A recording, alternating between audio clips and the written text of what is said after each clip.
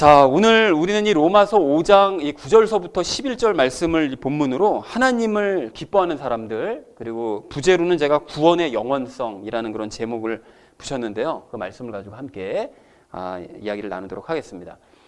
우리는 지난주에 하나님의 사랑에 대해서 함께 생각해보는 시간을 가졌습니다. 그래서 우리가 그동안 하나님의 사랑에 대한 이야기를 너무나 흔하게 또 이렇게 자주 들어서 익숙해져서 그렇지, 사실 하나님의 사랑은 당연한 것이 아니라고 그랬습니다. 이게 왜 당연한 것이 아니라고 그랬는가 하면, 하나님의 사랑은 원수를 용서하신 사랑이시기 때문에 그것이 당연한 사랑이 아니라고 이제 말씀을 드렸었죠.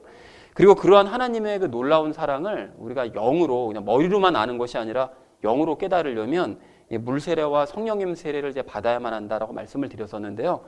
그래서 이러한 하나님의 사랑을, 물 세례와 성령님 세례를 통해서 하나님의 사랑을 깨달은 우리가 이 하나님의 사랑을 세상에 알리기 위해서는 어떤 자세를 가져야 되느냐, 그것에 대해서 우리가 지난주에 세 가지 이야기를 함께 우리가 나눴습니다. 첫 번째로 먼저 나눴던 이야기가 무엇이었을까요? 첫 번째는 부끄러워하지 말자라고 이제 말씀을 우리가 나눴었죠. 그래서 부끄러워한다는 것은 그 예수님 닮기를 소망하는 것, 예수님 닮기만을 소망하는 것은 절대 부끄러운 일이 아니라고 그랬습니다. 그래서 예수님 닮기만을 소망하고 기타 다른 것들, 우리가 주변적으로 가지고 있었던 것들이나 아니면 소망했던 모든 것들을 다 내려놓는 것은 절대 부끄러운 일이 아니라고 그랬죠. 그러나 세상 영광에 소망을 품은 사람들, 즉 예수님을 믿어서 세상의 그런 영광들을 얻고자 소망하는 그런 사람들은 사실은 예수님 닮기를 부끄러워한다고 그랬죠. 예수님을 닮아가는 것은 부끄러운 일이고 세상의 영광들을 열심히 얻는 것이 그런 기쁜 일이다라고 사람들은 생각한다고 그랬습니다. 그래서 우리가 재림하실, 그런 곧 재림하실 예수님께 자랑이 되는, 예수님 닮기만을 소망함으로써 재림하실 예수님께 자랑이 되는 우리가 되자라고 우리가 첫 번째로 이야기를 함께 나눴습니다. 자, 그런가 하면 우리가 두 번째로 나눴던 이야기는 무엇이었을까요? 그렇습니다. 흉내내지 말자라고 말씀을 드렸습니다. 우리가 지난주 본문 말씀을 보면서 그 예수님을 닮는 것을 이렇게 오해를 해서 예수님처럼 남들을 위해서 나의 목숨을 버리겠다라고 이렇게 생각하는 사람들이 있다라고 말씀을 드렸었는데요. 사실은 우리는 예수님이 아니기 때문에 죄와 우리는 하나 되어 태어난 사람들이었었고, 지금은 분리는 비록 돼 있지만 여전히 죄가 우리 육신 안에 남아있기 때문에 우리가 남들을 위해서 죽어줄 수가 없다라고 그랬습니다. 죽는 것이 남들을 위해서 죽는 것은 아무 의미가 없다고 그랬죠. 그래서 남이 아닌 내 죄를 지어야 되는 것이고, 남이 아닌 내 죽음이나 인정하면서 우리가 살아가자라고 이제 지난주에 이제 말씀을 드렸었습니다. 그래서 우리가 예수님의 겉모양만을 흉내내면서 따라가다 보면 우리가 시험에 들므로 우리가 겉모양만을 흉내내려고 하지 말자라고 우리가 두 번째로 함께 이야기를 나눴었죠. 자, 그런가 하면 세 번째로 나눴던 이야기는 무엇이었습니까? 세 번째는 그렇습니다. 사랑하자라고 말씀드렸습니다. 그러니까 예수님을 방금 말씀드렸던 것처럼 흉내내면 틀림없이 시험에 들 수밖에 없으므로 겉모양만 우리가 흉내내려고 할 것이 아니라 원수 앞에서 우리가 환난 중에 인내하는 모습을 보이고, 또 인내하면서 우리가 체험을 하고, 또 체험 중에 하나님의 사랑의 모습을 드러내자. 그리고 무엇보다 우리가 서로 사랑하는 모습을 보여주자라는 얘기를 지난주에 마지막 세 번째로 함께 나눴습니다. 그래서 사랑하는 우리 나눔 있는 교회 성도님들 모두는 예수님 닮기만을 소망을 하시되 예수님의 겉모양만 흉내내려고 하지는 마시고 우리가 서로 사랑하는 모습을 보이셔서 곧 다시 오실 예수님께 큰 칭찬을 받는 저와 여러분 되어지기를 다시 한번 주님의 이름으로 간절히 축원을 드립니다. 자, 지난주부터 바울은 이 그리스도인들이 구원받기 이전에 어떤 모습을 가지고 있었었는가, 이제 이것에 대해서 본격적으로 말하기 시작했다고 했는데요. 그 오늘 말씀을 여러분 이제 전체적으로 이렇게 바라보시면 그리스도인들의 과거와 현재 모습을 서로 이제 비교하면서 말을 하고 있다는 사실을 발견을 할 수가 있습니다. 그래서 여러분 가령 9절 말씀을 보시면 과거 우리는 하나님의 진노를 받을 존재였죠. 그런데 예수님의 피로 말미암아 의롭게 되어서 이제는 구원을 받을 존재가 되었다라고 말을 하고요. 그리고 10절 말씀을 보시면 뭐라고 말씀하시죠? 과거 우리가 하나님의 원수였는데, 과거에는 우리가 원수였지만 예수님으로 말미암아 이제 하나님과 화해하고 그래서 구원을 받을 존재가 되었다라고 그렇게 말씀을 합니다. 그리고 11절에서도 마찬가지로 우리가 과거에는 죄인이었었지만 예수 그리스도로 말미암아 우리는 속죄를 받은 사람들이고, 그래서 이제는 하나님을 기뻐하는 사람이 되었다라고 이제 과거와 현재 변화된 그런 모습들에 대해서 말씀을 하고 계시더라는 거예요. 자, 그래서 구체적으로 이제 어떤 얘기를 하는지 우리가 좀 더 자세하게 들어가서 한 절 말씀 쭉 보려고 하는데요. 먼저 9절 말씀을 보니까 뭐라고 말씀합니까? 우리가 예수님의 피로 말미암아 의롭게 되었으므로 더욱더 그분을 통해 진노로부터 구원을 받을 것이라고 그렇게 말씀하세요. 근데 여러분 이 문장이 여러분 자연스럽게 이해가 되시나요? 이게 뭔가 뜻이 좀 약간 애매하게 느껴집니다. 이게 왜 그렇게 애매하게 느껴지는가 하면 중간에 있는 더욱더라는 표현 때문에 그렇습니다. 그러니까 이게 더욱더라는 그 말을 기준으로 앞문장과 뒷문장을 비교를 해보면 이것이 의미가 거의 같은데 중간에 더욱더라는 말을 써버리니까 전체 의미가 더 헷갈려 버리더라는 것이죠. 자, 그래서 근데 여기 더욱더라는 이 표현이 9절 말씀에만 쓰인 것이 아니라 그 다음 10절 말씀, 그렇죠. 뒤에 15절, 17절, 20절에서도 계속해서 그 말이 쓰입니다. 그리고 그때마다 이 더욱더가 들어가는 바람에 문장이 뭔가 좀 어색해요. 앞뒤 문장이 다 비슷한 얘기 같은데 왜 굳이 더욱더라는 말을 쓴 거지? 그래서 헷갈리더라는 것입니다. 그래서 5장 전체 말씀을 우리가 종합하고 분석해서 이 더욱더라는 이 말의 의미를 다시 한번 좀 생각을 해보면 이런 의미라는 걸 알 수가 있는데요. 당연히, 마땅히 라는 그런 의미라는 것을 우리가 이제 알 수 있습니다. 그래서 이제 앞으로 5장 말씀을 이제 보실 때 더욱더라는 이런 표현이 나오면 그것은 마땅히 또는 당연히라는 그런 단어로 바꿔서 해석을 하시면 뜻이 이렇게 헷갈리지 않고 자연스럽게 이해가 될 줄 이렇게 믿습니다. 그래서 이걸 아시는 상태로 그럼 9절 말씀을 다시 한번 보실까요? 그럼 이제 어떤 의미가 되죠? 이제 우리는 예수님의 피로 말미암아 의롭게 되었기 때문에 당연히 예수님을 통해서 진노로부터 구원을 받게 된다. 이제 이런 의미라는 것입니다. 그러니까 여러분 이해가 자연스럽게 이해가 되시죠? 자, 그리고 이제 그 다음 10절 말씀은 이제 9절 말씀을 더 자세하게 설명한 구절이에요. 근데 10절 말씀을 그냥 쭉 읽어보셔도 뭐 내용을 이해하실 수는 있을 텐데, 근데 우리가 이 문장을 그동안 우리가 배워왔던 이런 지식들을 좀 총동원해서 좀 더 정확하게, 좀 더 자세하게 그 의미를 좀 이해를 했으면 좋겠는데요. 그래서 제가 10절 말씀에 이제 설명들을 좀 추가해 가면서 그동안 우리가 배워왔던 말들로 제가 이렇게 의역을 좀 해드릴 테니까요. 여러분은 이제 10절 말씀을 눈으로 한번 이렇게 따라와 보시기 바랍니다. 그래서 먼저 10절 말씀 처음을 보시면 이는 이라고 시작을 하는데 이는은 뭘 얘기합니까? 그 앞에 있는 9절 끝에 있는 우리가 진노로부터 구원을 받는 것을 얘기합니다. 그러니까 우리가 진노로부터 구원을 받는 것은 우리가 원수였을 때, 누가 원수였죠? 그렇죠, 하나님과. 그러니까 죄와 하나 되어 있어서 하나님과 원수였을 때 하나님의 아들이 죽으셨죠. 그런데 왜 죽으셨는가 하면 우리의 죄를 지고 대신 죽으심으로 말미암아. 그래서 우리는 하나님과 화해하게 되었죠. 근데 화해하게 되었는데 어떻게 화해하게 된 것이 우리 내부에서 어떤 일이 일어나는가 하면 우리를 죄와 분리시키시고 성령님과 우리를 연합하게 하심으로 말미암아 우리를 의롭게 하시고 그래서 우리가 하나님과 화해하게 된 거죠. 화해하게 되었으므로 하나님과 화해한 자로서 우리는 더욱더, 즉 아까는 뭐라고 그랬죠? 이 뜻이 마땅히 우리는 그분의 생명으로 말미암아 구원을 받을 수 있게 되었다. 즉 하나님의 생명을 우리는 가지고 있기 때문에 우리는 하나님의 진노로부터 구원을 받는 사람이 되었다라는 말로 우리가 이해를 할 수 있다라는 것입니다. 여러분 이해들이 되시죠? 이게 전적으로도 풀으니까 더 헷갈리는 느낌이 좀 들기도 살짝 하는데 그동안 우리가 배워왔던 얘기들을 이렇게 중간중간에 껴서 이렇게 생각을 하면 이 말씀들이 무슨 의미인지 정확하게 이해할 수 있다는 것입니다. 자, 그리고 이어진 11절 말씀은 그렇게 어렵지 않은데요. 그러할 뿐 아니라, 그러니까 우리가 구원을 받았을 뿐만이 아니라 우리는 예수님으로 말미암아 속죄도 받았다. 즉 죄값도 이미 다 치렀다라고 얘기를 하는데요. 그래서 우리는 예수님을 통해서 하나님을 기뻐하는 사람이 되었다라는 것이 이제 11절 말씀의 의미입니다. 근데 이게 뭐 별로 어렵지도 않고 너무나 당연한 얘기인데, 근데 바울은 왜 11절에서 굳이 이 얘기를 왜 했는가 하면 이게 좀 중요한 의미가 있는데요.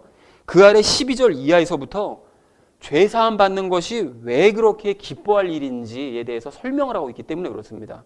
그러니까 죄라는 존재가 정말 이게 만만한 존재가 아니다. 근데 너희는 그러한 죄의 실체를 알고 있냐.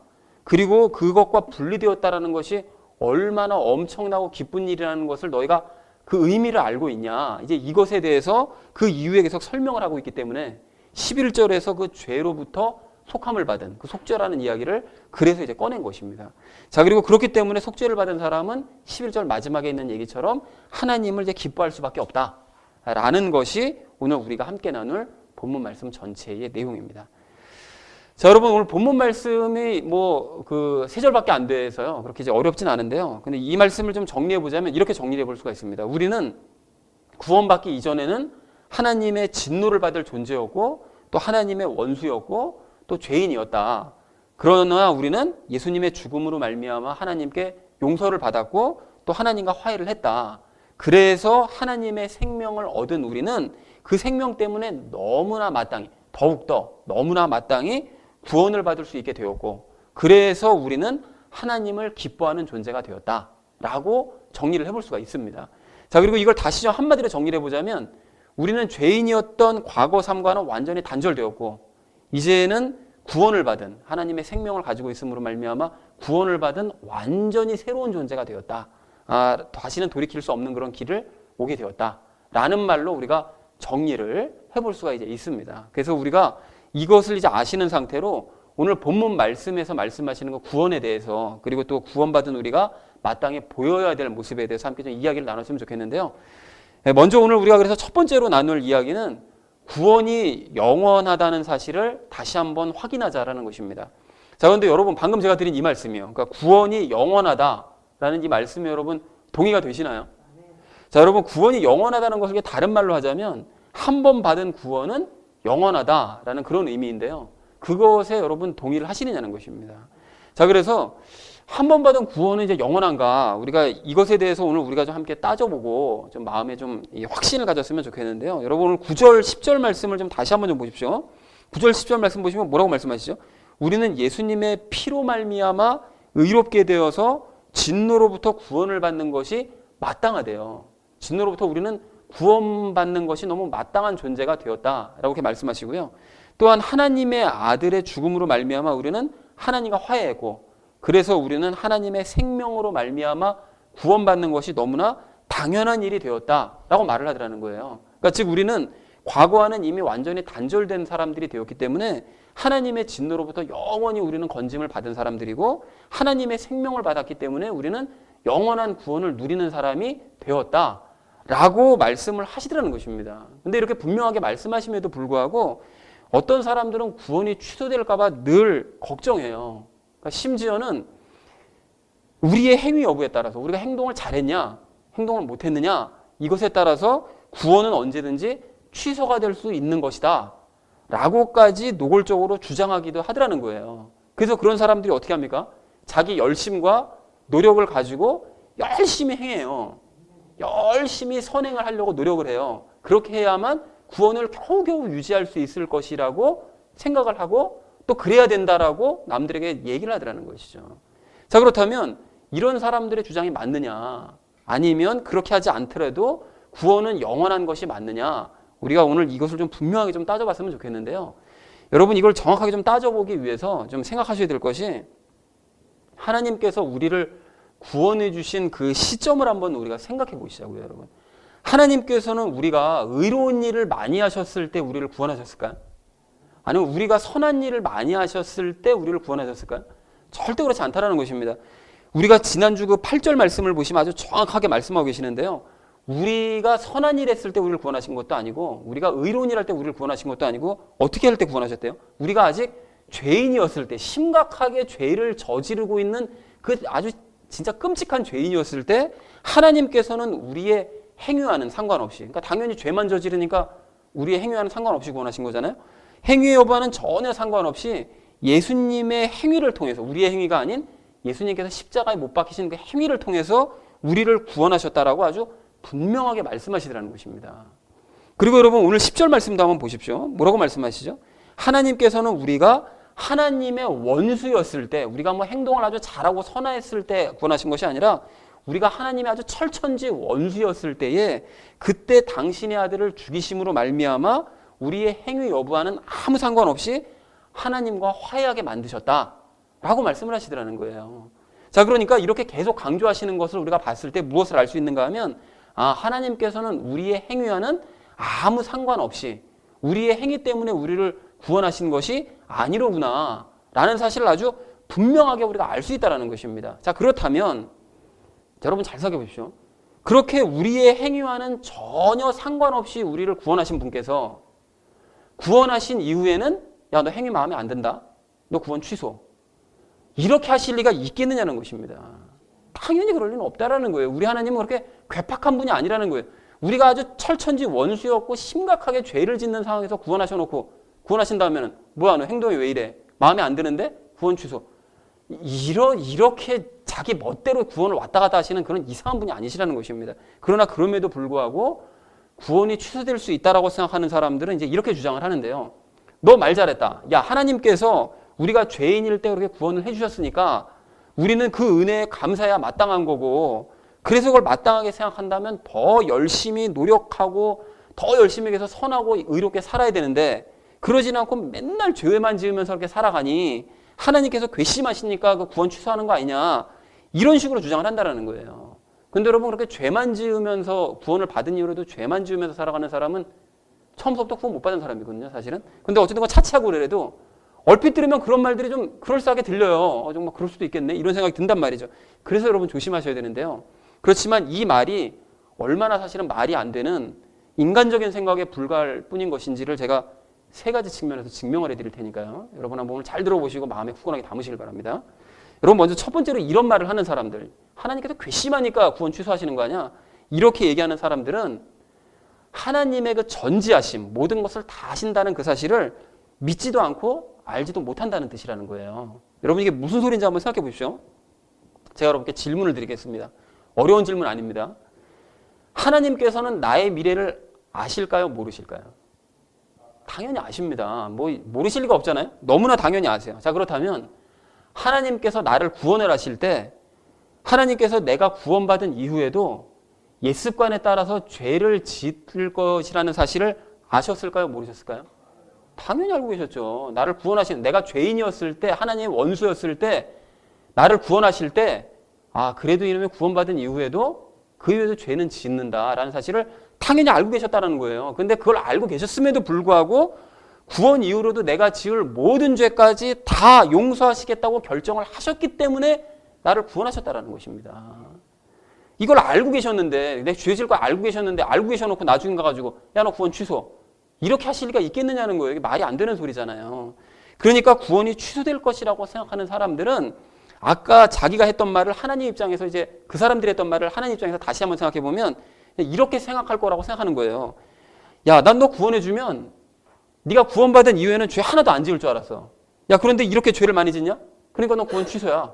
하나님께서 이런 식으로 미래도 모르고 이렇게만 생각하실 분이라고 생각하고 있다는 것입니다. 그러니까 그런 생각이 얼마나 인간적이고 아주 유치한 자기의 수준으로만 생각하는 것이냐라는 사실을 우리가 분명하게 알 수 있다는 것이죠.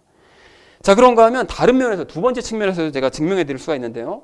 우리가 이제까지 나눠왔었고 앞으로 이제 7장, 로마서 7장에 가서는 더 자세하게 나누겠지만, 우리가 물 세례와 성령님 세례를 받으면 우리는 죄와 분리가 됩니다. 그전에는 이제 영이 죄와 하나 돼 있었지만 이제 성령님 세례를 받으면 죄와 분리가 되죠. 그리고 분리된 그 죄는 우리 육신 안에 남게 돼요. 그래서 로마서 7장에서 이제 우리가 자세하게 그 말씀을 나눌 텐데요.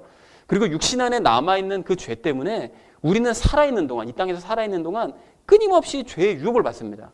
그리고 그렇기 때문에 우리가 뭘 져야 되는 거죠? 지난주 말씀처럼 자기 십자가 져야 되는 거예요. 그 육신의 안에 남아있는 그 죄가 우리를 끊임없이 유혹하기 때문에 그 죄를 죽이기 위해서, 그 죄를 이기기 위해서 끊임없이 자기 십자가를 져야 되는 것이 맞다라는 것입니다. 자, 그런데 지난주에도 말씀드렸지만 예수님께서 마가복음 8장에서 뭐라고 말씀하셨는가 봤더니, 나를 따르려면, 그러니까 예수님을 따르려면 자기 십자가를 지고 따르라고 말씀하시더라는 거예요. 자, 그런데 그렇게 자기 십자가를 지고 따르라고 말씀을 하셨다는 것은 방금 말씀드린 대로 내 안에 죄가 남아있다는 사실을 알고 계시기 때문에 자기 십자가 지고 따르라고 말씀하신 거 아닙니까? 당연히 그 말씀이잖아요. 바로 그거라는 거예요, 여러분.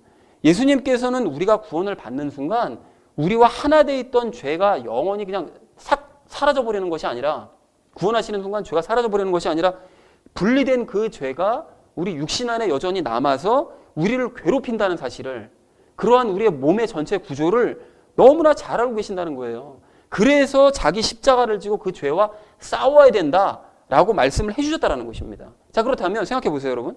그렇게 우리의 몸의 구조를 너무나 잘 알고 계시는 우리 예수님께서, 그리고 우리가 그 죄와 평생 엎치락뒤치락 싸워야 된다는 사실을 너무나 잘 알고 계셔서 그 말씀을 미리 해주신 그 예수님께서 그 죄와 싸우다가 몇 번 넘어졌다고 그래서 너 구원 취소, 이렇게 말씀하실 리가 있겠느냐는 것입니다. 절대로 그럴 일은 없다라는 거예요. 그 죄와 평생 싸워야 될 걸 아시는 분이 그래, 너 구원 취소, 싸우다 보고 잘 못 싸워, 이렇게 하실 리는 없다라는 거예요.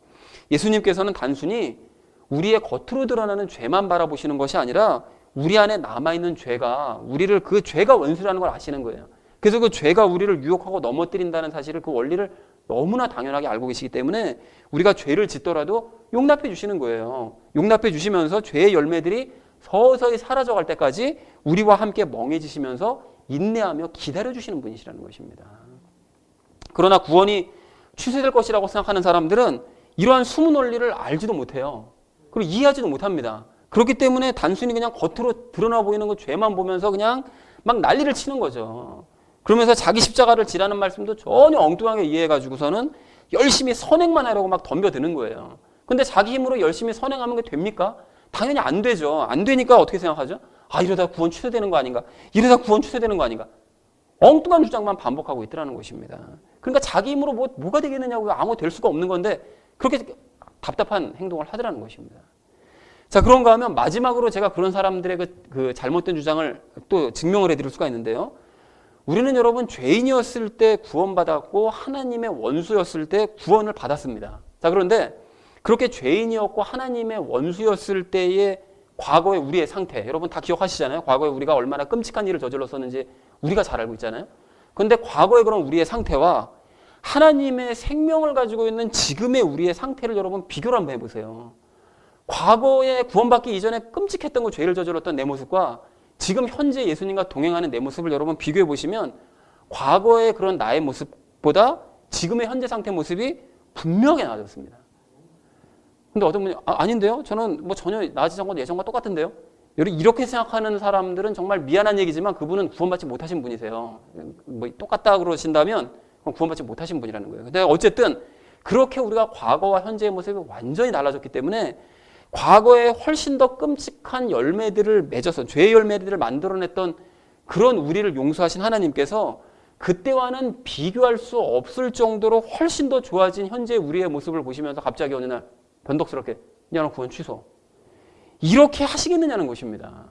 그렇게 끊임없이 우리를 감시하시면서 구원을 가지고 변덕을 부리시겠느냐는 거예요. 그래서 우리 하나님은 절대로 그런 괴팍한 분이 아니라는 것입니다. 그래서 구원이 언제든지 취소될 것이라고 생각하는 사람들은 죄인을 위해서 기꺼이 죽어주신 이 8절의 하나님의 사랑이 얼마나 큰 것인지를 깨달아 본 적도 없고 그걸 믿지도 못하기 때문에 하나님을 그렇게 괴팍한 분으로 그냥 만들어버리는 거예요. 그리고 그런 사람들끼리 서로 모여가지고 그렇고 그런 사람들의 말만 열심히 듣고 있으니 진리가 귀에 들어갈 수가 없다는 것이죠. 자, 그렇다면 믿음 없고 구원의 확신도 없는 그런 사람들의 주장은 일고의 가치조차 없다는 사실을 여러분 분명히 기억하는 우리 모두가 되기를 간절한 마음으로 소망합니다. 사랑하는 우리 나눔이 있는 교회 성도님들 모두는 죄인이었던 우리를 구원하신 하나님께서 구원 이후에는 더욱더 우리를 참아주시고 인내하시면서 우리의 모든 죄를 용서하신다는 사실을 여러분 확신하시기 바랍니다. 하나님의 생명을 가지고 있는 한 우리에게 구원을 취소될 일은 절대로 없다라는 거예요, 여러분. 하나님께서 우리에게 주신 구원은 그렇게 흔들리지 않는 영원한 구원이라는 사실을 여러분 확신하셔서 하나님 안에서 늘 기뻐하는 삶을 사는 저와 여러분 되어지시기를 주님의 이름으로 간절히 축원을 드립니다. 자, 구원을 받은 우리가 오늘 두 번째로 함께 나눌 이야기는 예수님께서 행하신 일을 주목하고 또한 믿자라는 것입니다. 여러분, 방금 우리는 이 구원이 취소될 것이라고 생각하는 사람들에 대해서 이제 이야기를 나눴는데요. 자, 그렇다면 그 사람들은 왜 자꾸 그렇게 구원이 취소될 것이라고, 그게 아니라고 그렇게 설명을 해줘도 왜 자꾸 그렇게 구원이 취소될 것이라고 여러분 생각하는 것일까요? 근본적인 이유를 말씀을 드리자면 그 사람들은 예수님께서 행하신 일에 주목하는 것이 아니라 자기의 노력과 자기 행위에만 주목하기 때문에 그렇습니다. 여러분, 오늘 본문 말씀을 전체적으로 다시 한번 좀 보십시오. 여러분, 전체적으로 보시면 바울은 구원의 방법에 대해서 뭐라고 설명하죠? 바울이 이제 설명을 할 때 여러분 이렇게 설명합니까? 우리가 회개함으로 말미암아, 우리의 선한 행동과 말로 말미암아, 또 우리가 열심히 노력함으로 말미암아 우리가 구원받았다, 이렇게 얘기하던가요? 절대로 그렇게 얘기하지 않습니다. 여러분, 9절 말씀을 보시면 그분의 피로 말미암아 그분을 통해 라고 얘기하고요. 10절에서는 하나님의 아들의 죽음으로 말미암아 그분의 생명으로 말미암아라고 말하고요. 11절에서는 우리 주 예수 그리스도로 말미암아 그분을 통해라고 말씀하신다는 거예요. 그러니까 모두 다 예수님께서 아주 전적으로 모든 일은 다 예수님께서 하셨다. 예수님께서 하신 일에만 주목하고 예수님께서 하신 일만 믿으라는 거예요. 거기에 나의 공로, 우리의 공로, 우리의 힘, 우리의 의지 전혀 얘기하지 않습니다. 오직 예수 그리스도, 그분의 피를 통해서만, 그분을 통해서만, 그분으로 말미암아라고만 얘기하더라는 거예요. 여러분, 이것이 진짜로 구원받고 성령님 세례를 받은 사람의 참된 주장입니다. 자신의 과거, 자신의 행위, 자신의 노력에 주목하지 않고 오직 예수님께서 행하신 일에만 주목하고 그분이 행하신 일만 믿으라는 것이죠. 자, 그런데 여러분, 이것을 거꾸로 생각해 보면 이제 어떻게 되느냐? 구원이 취소될까 봐 걱정되는 사람들은 이것을 여러분 어떻게 생각한다는 뜻입니까? 그 사람들은 예수님께서 하신 일을 바라보는 것이 아니라 또 예수님께서 행하신 일들을 믿는 것이 아니라 오직 나 자신의 행위만 바라보고 나 자신의 노력만 믿는다라는 그런 뜻입니다. 예수님께서 행하신 일을 믿지를 못하는 거예요. 그러니까 내가 어떻게든 노력해야 되는 거죠. 즉 예수님께서 십자가에서 행하신 일이 얼마나 이게 대단한 일인지, 그 일이 온 천지와 인류의 역사를 다 뒤집어 엎을 만한 위대한 업적이라는 사실을 깨닫지도 못하고 믿지도 못하기 때문에 그냥 오직 내 행위, 그냥 내 노력, 그것에만 주목한다라는 것입니다. 그리고 그렇게 예수님 믿지 않으니까 어떻게 되는 거죠? 구원을 예수님 믿지 않으니까 당연히 구원받지 못하니까, 그러니까 늘 두려워서 이제 떠는 것이고, 그렇게 두려워서 떠니까 보상 차원에서 그럼 내가 어떻게 해야 되지? 뭘 해야 되지? 그러니까 자기가 열심히 노력하는 거죠. 근데 그렇게 노력하는 것이 되느냐고요.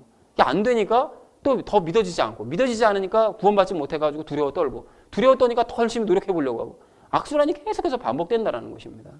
자, 그런 의미에서 여러분, 우리가 지난 금요일 이 큐티 본문 말씀을 좀 다시 한번 생각해 볼 필요가 있는데요.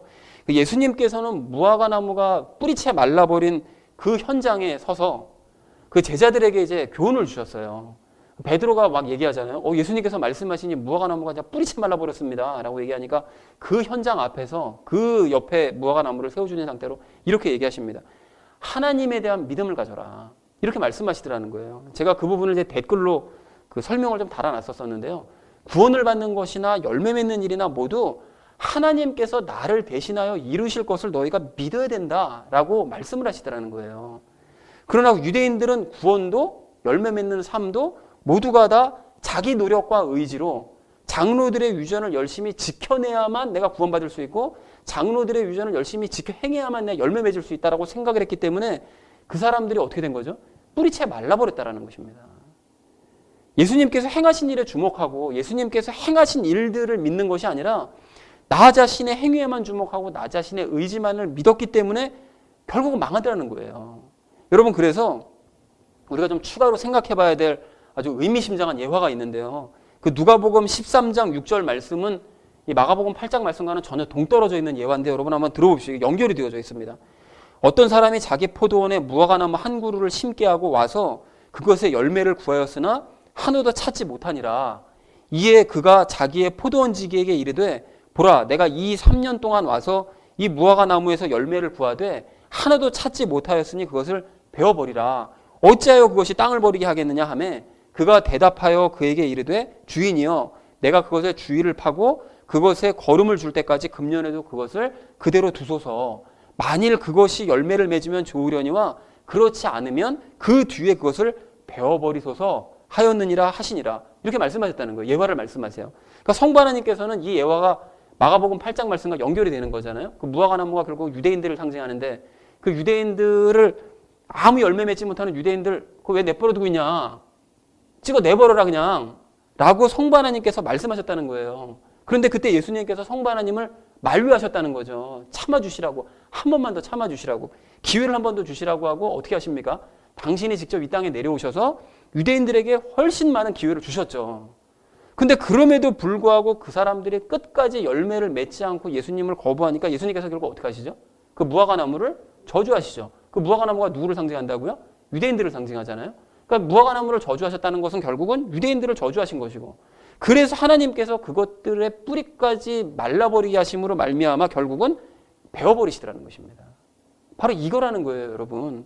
자기 노력과 행위에만 주목하면서 자기 열심으로 열매를 맺으려고 열심히 노력했던 유대인들의 뒤를 따라갔다가는 그들처럼 저주받고 뿌리채 말라버려서 결국은 뽑혀버리게 된다라는 사실을 예수님께서는 그림으로 아주 분명하게 옆에 그 무화과나무, 뿌리채 말라버린 무화과나무를 옆에 그림으로 보여주면서 분명하게 말씀하시더라는 거예요.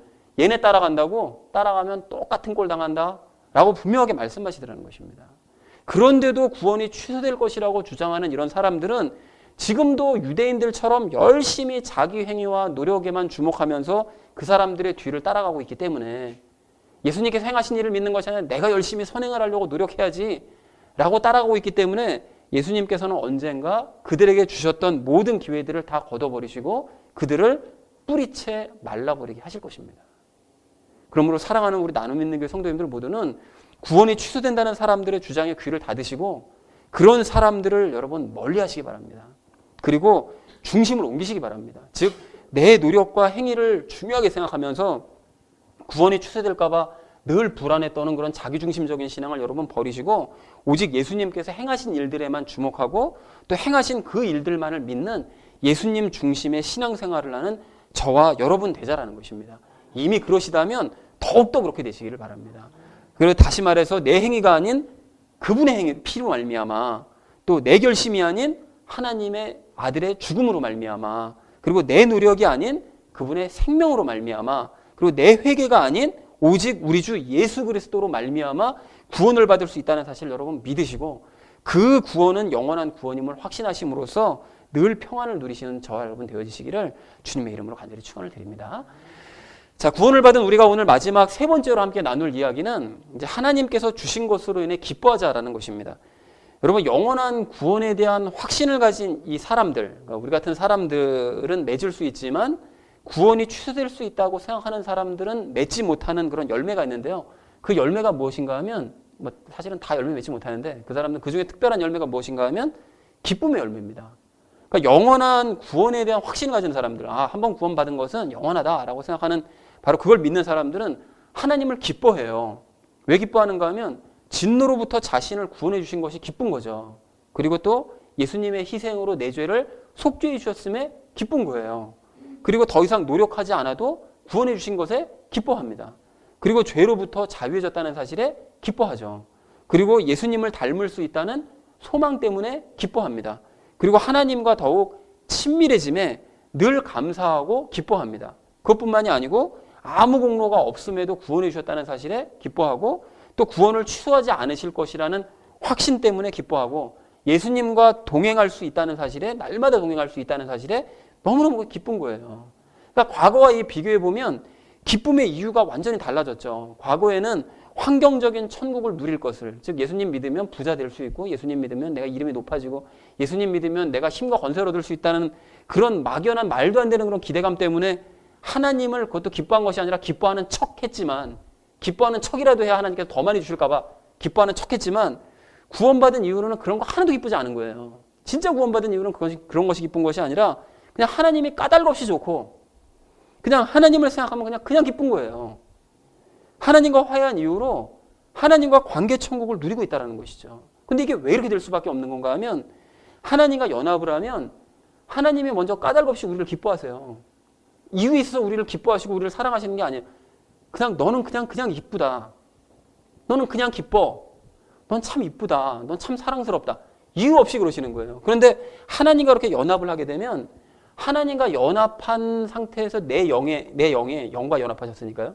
영의 하나님의 마음이 그대로 전달이 되기 때문에 나 역시 하나님을 그냥 조건 없이 그냥 기뻐하게 되는 것입니다. 조건 없이 그냥 사랑하게 되는 거예요. 그리고 그렇게 하나님을 기뻐하는 것이 곧 삶의 힘이 됩니다. 힘들 때마다 하나님을 생각하면 기뻐지고 그러면 그 생기가 돋아나는 거예요. 자, 그러나 구원이 취소될 것이라고 생각하는 사람들은 하나님을 기뻐하지 못합니다. 그럴 수밖에 없는 것이 이 사람들은 열심히 노력하지 않으면 구원이 언제든지 취소될 것이라고 생각하고 있기 때문에 하나님을 기뻐할 수가 없는 거예요. 내가 조금만 노력을 소홀히 하면 하나님은 내 구원 확 취소해 버리실 텐데 그런 생각이 들다 보니까 하나님은 늘 두려움과 눈치의 대상이더라는 것이죠. 그리고 이러한 모습은 3주 전에 말씀드린 것처럼 하나님과 화평한 모습이 아닙니다. 즉 하나님과 화해한 모습도 아니고 하나님을 편하게 생각하는 모습이 아니기 때문에 이 사람들은 구원을 받지 못한 사람들이라는 사실 또한 우리가 알 수 있다는 것이죠. 바로 그거라는 거예요, 여러분. 구원이 취소될 것이라고 생각하는 사람들은 사실은 따져보면 구원받지 못한 사람들이라는 거예요. 그러니까 늘 구원이 취소될까 봐 겁낸다라는 것입니다. 자, 그렇다면 이 사람들이 이렇게 기쁨의 열매를 맺지 못하는 좀 더 근본적인 이유가 무엇인가 그걸 조금만 더 따져보면 이 사람들이 물세례 받지 못해서 그래요, 여러분.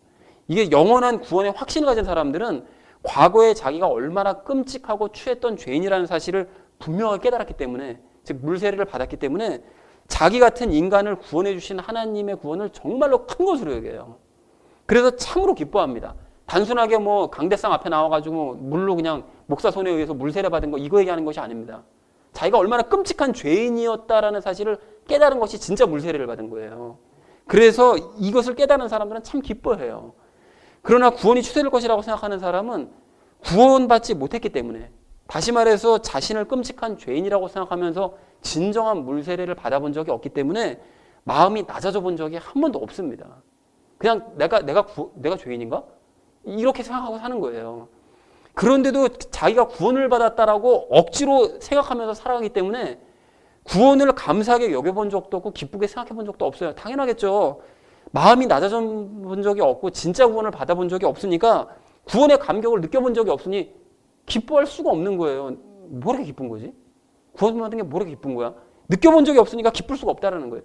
그런데 그 사람들은 구원을 받지 못했으니까 당연히 열매가 없을 것이고, 그래서 행위도 이제 엉망이 될 수밖에 없는 건데, 그럼 그런 사람들은 그런 자신의 모습과 행위에만 열심히 주목하면서 구원이 취소될까 봐 또 불안해서 떠는 거예요. 사실은 자기가 구원받지 못했기 때문에 행동이 그렇게 나올 수밖에 없는 것인데, 구원은 받았다고 억지로 생각하고, 근데 행동이 왜 이 모양이지? 그러니까 내가 열심히 노력하지 않아서 그런가 보다. 또 열심히 막 노력하고. 그래서 그런 사람들이 기도원이나 교회 찾아가서 어떻게 하죠? 이 죄인 회개 없는 맨날 그냥 가슴 치면서 그러고 산다고요. 그리고 난 다음에 열심히 이제 울고 막 그냥 막 뭐 통에 자복한다고 막 그러잖아요. 울고 나면은 막 그 뿌듯한 마음 때문에 감격해요, 스스로. 그러면서 나 구원 취소되지 않았나 보다. 혼자 이렇게 또 억지로 생각하고 있는 거예요. 그러면서 또 그냥 그 교회를 내려오는 거죠. 기도원 내려오는 거죠. 그런 식으로 그냥 구원받지 못한 상태에서 그냥 영원히 뺑뺑이만 돌고 있는 거예요. 그러나 그런 식으로 반복되는 가짜 회개는 아무런 도움이 되지 않습니다. 바닥까지 낮아져서 자기 자신이 얼마나 추한 인간인지를 깨닫고, 그래서 내가 물세례 받고 하나님께서 내미신 용서의 손을 붙잡고 성령님 세례를 받기 전까지는 이런 행위가 아무런 의미가 없다는 것입니다. 쓸데없는 짓 하고 있는 거예요. 쓸데없는 짓. 그러니 여러분, 이게 참 아이러니하지 않습니까? 스스로를 죄인이라고 생각했던 사람은 구원받은 이후에는 자기 자신을 더 이상 죄인이라고 생각하지 않고 의인이라고 생각하며 살아가는데, 스스로를 죄인이라고 생각해 본 적이 없던 그런 사람은 자기 자신을 억지로 구원받았다고 착각하면서 날마다 또 죄인 하며 살아가니, 이게 얼마나 웃긴 얘기고 이게 아이러니한 얘기냐는 거예요, 이게. 그리고 영원한 구원의 확신을 가진 사람과 이 구원이 취소될 것이라고 생각하는 이런 사람들은 일상의 삶을 살 때도 이제 이 기쁨의 열매가 틀린데요. 영원한 이 구원의 확신을 가진 사람은 마음이 낮아져 있습니다. 이제 그리고 눈높이도 낮아져 있기 때문에 작은 것에도 늘 기뻐해요. 그래서 여러분, 과거 성경 공부 시간에 이 사복음서를 나눌 때 그 누가복음 16장의 불의한 청지기 비유에 대해 설명할 때 제가 잠깐 말씀을 드린 적이 있었는데요. 그 예화를 보면서 우리가 깨달아야 될 것이 무엇이라고 그랬는가 하면, 우리 스스로가 아무것도 아닌 비천한 존재라는 사실을 깨달아야 된다. 제가 이 말씀을 드린 적이 있었습니다. 그래서 여러분, 불의한 청지기를 이렇게 생각해 보시면, 이 불의한 청지기가 부자 밑에서 일을 했었을 때는 자기가 주인인 줄 알았어요. 그래가지고 막 자기 돈 빌려러 오는 사람들을 다 자기의 무슨 뭐 종인 줄이나 알고 그렇게 막 차용증 써주면서 그냥 의시대고 막 목에 힘주고 살았는데, 자기가 잘릴 위기에 처하니까 비로소 깨달은 거죠. 아, 나는 주인이 아니라 주인의 돈을 맡아서 관리하던 그냥 심부름꾼에 불과했구나. 이 사실을 깨닫고 나니까 가난한 사람들과 함께 살아갈 지혜를 발휘하더라는 것입니다. 그때서야 자기 자신의 본 모습을 깨달은 거예요. 그래서 그러한 청지기와 마찬가지로 우리도 물세례를 통해서 우리 자신 스스로의 이 비천함과 부족함을 깨달으면 눈높이가 낮아지고, 눈높이가 낮아지면 적은 재물을 가지고도 만족하고 또한 기뻐하게 된다는 것입니다. 또한 그렇기 때문에 하나님과 만몬을 겸하여 섬기지 않을 수 있게 되는 거예요. 이런 사람들은 언제든지 재물 버리고 하나님 택할 준비가 되어 있는 사람들이라는 것입니다. 그러나 구원이 취소될 것이라고 생각하는 이 구원받지 못한 사람들은 마음이 낮아져 본 적이 없기 때문에 작은 일에는 감사하지도 않고 기뻐하지도 않아요. 그래서 뭐 식사기도 같은 거 하지도 않습니다. 식사기도 같은 거 뭐 할라 해? 내가 돈 벌어가지고 내가 먹는 건데 이게 뭐가 기쁘고 뭐가 감사하다는 거야? 이런 식으로 생각해서 식사기도도 하지 않습니다. 그나마 식사기도 하더라도 1,000원짜리 이하는 하지도 않아요. 싸우다 같은 거. 이게 참 문제 아닙니까, 이게? 그래서 적어도 그런 사람들은 하나님께서 100평짜리 뭐 아파트를 주시던 뭐 벤츠를 주시던 노후가 보장될 만한 돈을 주셔야 조금 기뻐하는 척해요. 그러다가 그 기쁨도 오래가지도 않습니다. 근데 여러분, 이게 참 희한하지 않습니까, 이게? 영원한 구원에 대한 확신을 가진 사람이야말로 이러한 환경천국을 누릴 자격이 있을 것 같은데 정작 그런 사람들은 이런 걸 바라지도 않고 아주 작은 것에도 기뻐하면서 살아가지만 구원이 취소될 것이라고 생각하는 사람들은 이러한 것을 구원조차 받지 못한 상태니까 이런 환경을 누릴 자격조차 없는 것 같은데도 그런 사람들이 또 환경천국 엄청 기대합니다. 예수님 구원도 못 받았으면서 그냥 하나님께서 나에게 그냥 엄청 복을 내려주실 거야. 하나님 내가 열심히 선행을 하고 열심히 좋은 말하고 열심히 봉사하고 하면 하나님께 내게 복을 내려주실 거야. 이렇게 생각하면서 또 어쩌다 그런 환경을 허락받으면 별로 감사하지도 않고 기뻐하지도 않더라는 거예요. 그러니까 이게 얼마나 참 이게 웃긴 얘기냐는 것입니다. 근데 가만히 생각해보면 여러분 이런 모습이 딱 유대인들의 모습이에요. 그 사람들의 마음이 높아져가지고 작은 것에는 감사하지도 않고 기뻐하지도 않거든요. 그리고 끊임없이 환경천국만 바라봅니다. 지금도 이스라엘 땅에 사는 사람들 주변 영토 넓히느라고 얼마나 폭탄 쏴제 끼면서 열심히 주변 사람들 전쟁만 하고 있는 거 아닙니까? 영토 더 한번 넓혀보겠다고요. 그 사람들이 지금 목적하고 있는 게 이집트 쪽 가까운 그 아프리카 북단 쪽하고 동쪽으로도 더 땅을 차지하려고 지금 마음먹고 있거든요. 시나이 반도까지 차지하려고 마음먹고 있는 이런 모습을 볼 때 환경천국만 바라보면서 돈만 바라보고 있더라는 거예요. 그리고 그렇기 때문에 그들이 뿌리채 말라버린 것임에도 불구하고 구원이 취소될 수 있다라고 주장하는 이런 사람들은 그러한 유대인들의 뒤만 열심히 따라가고 있으니 그들의 최후가 보이더라는 것입니다. 사랑하는 우리 나눔 있는 교회 성도님들 모두는 여러분 낮아지시기 바랍니다. 낮아지셨다면 더 낮아지시기 바랍니다. 여러분 그래서 부족한 나를 구원해 주신 하나님을 더욱더 기뻐하시고 또한 하나님께서 내 삶에 채워주시는 그 작은 것들로 인해서 항상 기뻐하고 쉬지 않고 기도하고 범사에 감사하시는 저와 여러분 되어주시기를 주님의 이름으로 간절히 축원을 드립니다. 자, 이제 말씀을 정리합니다. 오늘 말씀을 통해서 한 번 받은 구원은 영원하다라는 사실을 여러분 분명하게 다시 한번 확신하시기 바랍니다. 여러분 그리고 이것을 의심하는 사람들은 예수님께서 행하시는 일을 주목하는 것이 아니라 자기 행위에만 주목하는 사람이라는 사실을 분명하게 기억하시고 그러니까 우리는 오직 예수님께서 행하신 일에만 더욱더 주목하기를 원합니다. 그리고 더욱 낮아지심으로써 하나님께서 주시는 구원을 기뻐하시고 필요한 것들을 늘 채워주시는 작게나마 채워주시는 그 우리 하나님의 손길을 늘 기뻐하시는 저와 여러분 되어주시기를 주님의 이름으로 간절히 축원을 드립니다. 우리 함께 기도하겠습니다.